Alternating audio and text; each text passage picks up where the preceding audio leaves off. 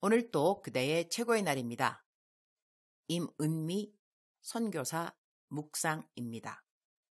2020년 10월 4일 주일 최고의 날. 어떠한 상황에서도 하나님의 주권을 인정합니다. 사무엘하 16장. 어제 우리 스텝 중 한 사람인 한나가 나를 찾아왔다. 봉투 2개를 들고 왔다. 내가 한국 가기 전에 한나에게 약 60만 원의 돈을 주고 이웃에 도와줄 사람이 있으면 도와주라고 했는데 그 돈으로 이웃 도와준 모든 영수증을 갖고 왔다. 그러니 영수증을 넣은 봉투가 2개 중 1개 봉투, 그리고 15,000 한국 돈으로 약 18만 원, 15,000 실링을 나에게 주면서 요즘 주민들 양식 나눠주는 일을 하니 자기도 거기에 헌금하고 싶다고 한다. 내가 현지인으로부터 직접 선교 헌금을 받기는 이번이 처음인 것 같다. 와, 나 어제 완전 감동이었다. 한국 돈으로 약 18만 원이면 이곳 사람들에게는 정말 큰 돈인 것이다. 이곳의 초등학교 교사 월급이 약 50만 원이다. 그러니 한나에게 있어 18만 원이라는 헌금은 보통 공무원의 월급의 3분의 1이 되는 것이니 요즘 같은 코로나로 인한 어려운 재정 사정에 엄청 큰 헌금이 아닐 수 없는 것이다. 그 헌금을 받으면서 울컥했다.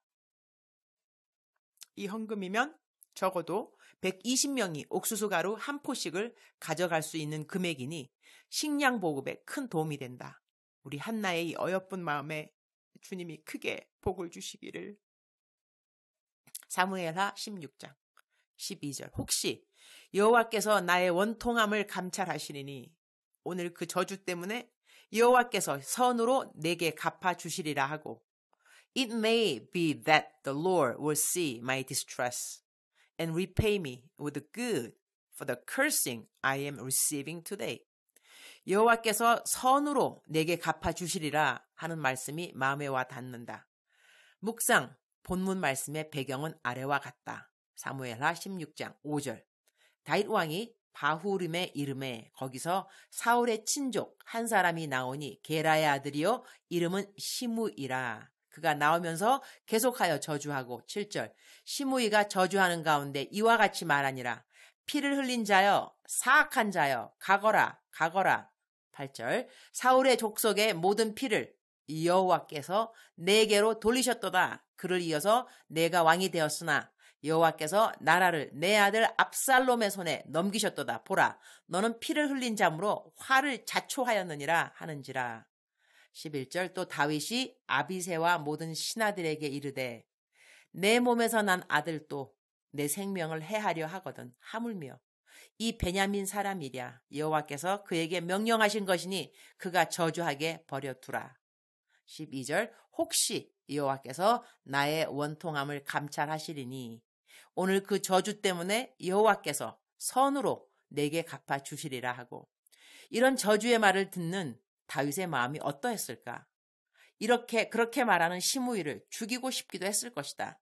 그러나 그는 이러한 상황에서도 하나님의 선하심을 믿는 믿음이 있었음을 알 수 있다. 다윗은 하나님 앞에서 크게 범죄한 일이 있지만 그렇다고 해서 그가 하나님을 잘못 오해하고 있는 사람은 아니라는 것을 알 수 있다.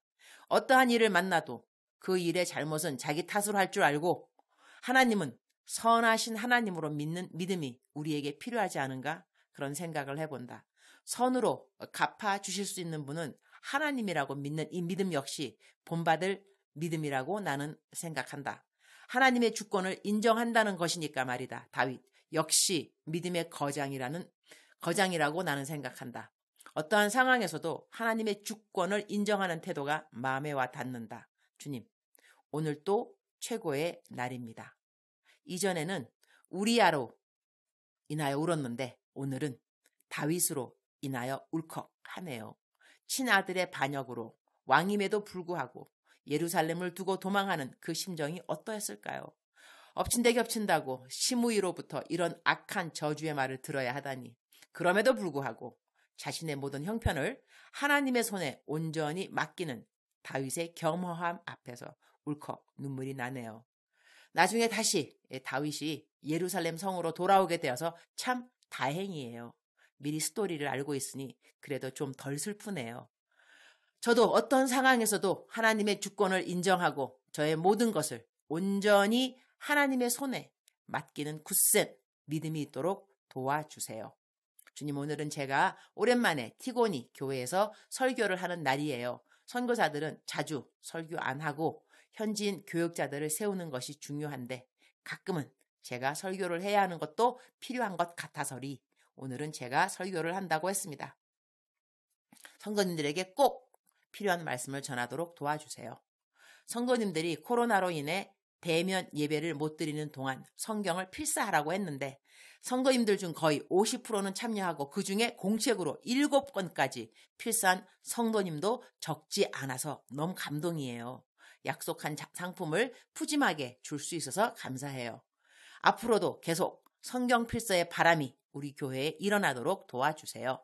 곧 기술학교가 시작됩니다. 컴퓨터, 음악, 용접, 목공, 재봉, 베이커리, 농업, 클래스가 일단 시작되는데 실습을 해야 할 모든 도구들도 필요합니다. 컴퓨터도 당연히 많이 필요하고 키보드, 재봉틀 등등. 그리고 수업받는 학생들의 월요일부터 목요일까지 4일 동안의 간식들과 점심 식사. 이 모든 것이 재정을 필요로 하지만 다 채워질 것을 믿습니다. 기술학교 첫 수업은 모든 학생들이 30분간 찬양과 경배 시간을 가지고 막바로 이어서 제자 훈련, 성경 공부를 단계별로 나눠서 하고 그리고 난 다음 오후 시간까지 기술학교 클래스로 나눠지면서 수업을 받게 되는데 그냥 기술만 가르치는 프로그램이 아니고 제자 훈련을 하기 위해 기술학교를 만들어주는 것이니 모든 청년들이 예수님을 먼저 확실하게 개인적으로 만나고 변화되는 삶을 살아갈 수 있도록 도와주옵소서. 주님 사랑합니다. 주님 감사합니다. 오늘 또 우리 주님 저를 보시면서 하루 종일 기쁘시면 참 좋겠습니다. 최고의 날 게시판 지난 8월 후반부터 9월 30일까지 매일같이 24시간 기도 릴레이에 동참해서 저와 저의 사역지인 케냐를 위해 기도해 주신 모든 분들 진심으로 감사합니다. 그대들의 기도의 열매로 곧 기술학교가 시작합니다. 그리고 그대들의 기도로 저희 지역의 코로나 전염률이 현저하게 줄어들었습니다. 그대들의 기도의 응답입니다. 감사합니다. 축복합니다. 사랑하는 그대여. 사랑하는 그대여. 사랑하는 그대여. 그대는 요즘 어떠한 상황을 부딪히고 있습니까? 남들에게 말로 다 할 수 없는 그러한 상황이 있으신지요? 억울한 일이 있으신지요? 오늘같이 우리 다윗 왕이 겪었던 저주의 말들 원통하기 짝이 없었겠죠. 설마니 그대가 그런 일을 겪고 있으면 안 되는데 하여튼 우리가 겪고 있는 모든 상황들 가운데 우리가 꼭 인정해야 되는 것은 하나님의 주권입니다. 하나님의 주권, 하나님의 하나님 되심. 그러니까 하나님께서 하나님의 뜻하시는 대로 우리는 그 뜻이 가장 선한 뜻이라고 믿고 있죠. 그 뜻대로 행하시는 하나님의 주권을 우리는 인정해야 됩니다. 우리가 모든 것을 이해할 수 있다면 얼마나 좋을까요? 그러나 우리가 이해할 수 없는 것도 참으로 많습니다. 그것이 우리의 살아가는 삶의 현장 이야기이기도 하겠죠. 우리가 이해하지 못하는 일들, 그 사람은 왜 그렇게 말을 하는지, 왜 나는 이러한 상황에 빠져들게 됐는지, 왜라는 많은 질문 있을 수 있겠지만 사랑하는 그대여, 사랑하는 그대여, 사랑하는 그대여 대답하고 계시죠? 사랑하는 그대여, 하나님께 맡기는 것이 좋을 것 같습니다. 그것이 우리들이 갖고 있는 상황의 가장 큰 지혜가 아닐까 합니다. 하나님께 맡기셔야 합니다. 하나님께 맡기셔야 합니다. 하나님께서 선을 베풀어 주실 것입니다. 악도 바꾸어서 선으로 저희들에게 베풀어 주실 수 있는 하나님이 우리의 하나님이십니다. 그러한 하나님을 우리는 믿고 섬기고 있습니다. 사랑하는 그대여, 사랑하는 그대여, 사랑하는 그대여. 오늘 또 힘을 내시고 하나님께 온전히 맡기시고 선을 베풀어 주실 하나님을 기대하는 그대 축복합니다. 사랑합니다. 축복합니다.